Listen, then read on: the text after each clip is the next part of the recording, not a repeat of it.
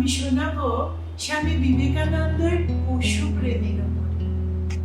জানো, ওনার বেশ কয়েকটি ছোট ছোট পশু তিনি পুষেছিলেন। একটা ছিল ছোট্ট ছাগলছানা, তার নাম ছিল মোটু। তার গলায় আবার একটা ঘন্টা বাঁধা ছিল। স্বামীজি যখন তার সাথে খেলতেন, ঠিক যেন মনে হতো একটা 6 বছরের শিশু একটা ছাগলের সাথে খেলছে। একটা ছিল রাজহাঁস, আর ছিল কুকুর, তার নাম ছিল ভোলু। কিরকম ভালোবাসা জানো।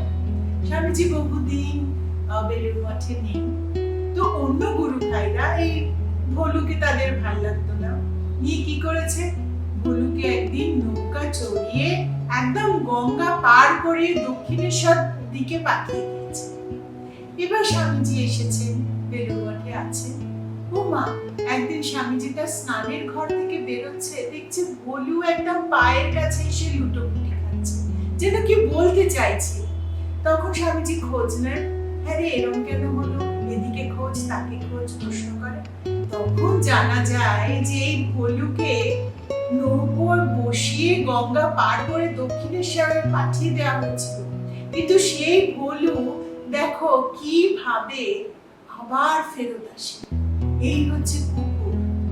তারা ঠিক যেখানে ভালোবাসা পায় না, যে কোনো ভাবে তারা ফেরত এসেছে।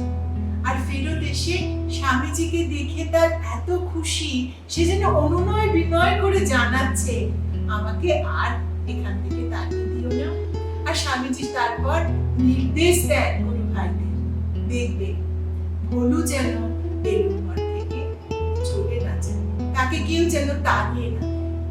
তো এইরকম ছিল স্বামীজির হৃদয়।